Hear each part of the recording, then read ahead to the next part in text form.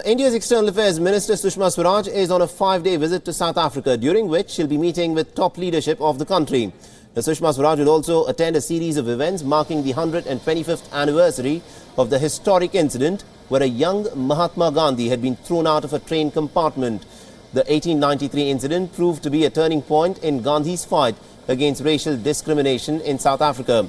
Sushma Swaraj will participate in the BRICS Foreign Ministers meeting today. The meeting is expected to lay the foundation for the annual summit of the grouping in Johannesburg next month.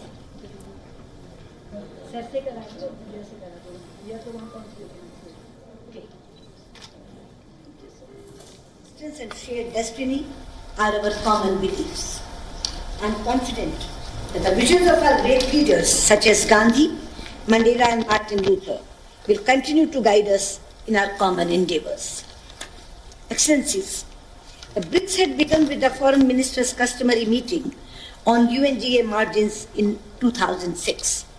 Ever since, we have had productive exchanges on the margins of UNGA in taking stock of global political affairs. I commend South Africa for convening the second standalone meeting of BRICS Foreign Ministers. I am confident our deliberations here will contribute towards enriching intra-BRICS cooperation further.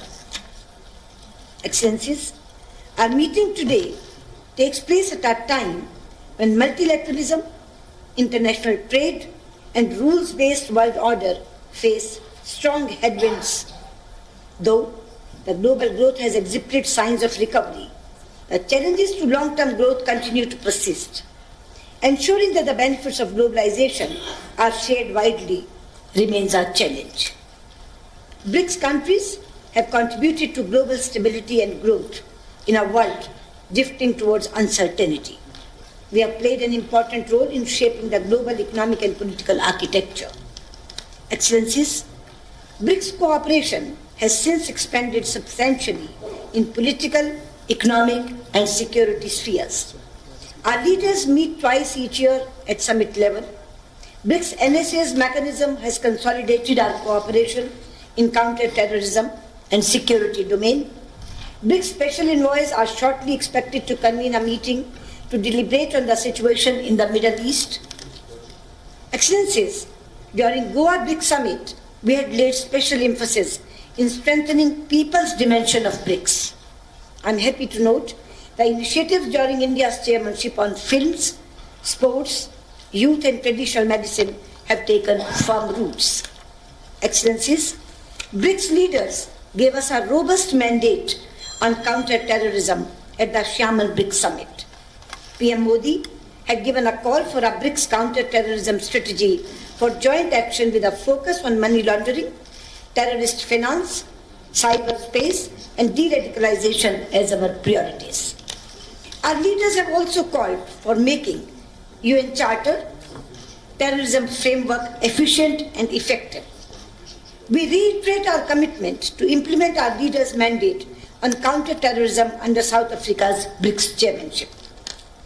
BRICS cooperation in strategic areas of security, counter-terrorism, UN reforms, peacekeeping, de-radicalization, cybersecurity, energy security, global governance, and international and regional hotspot issues are deliberated in detail during our NSA's meetings.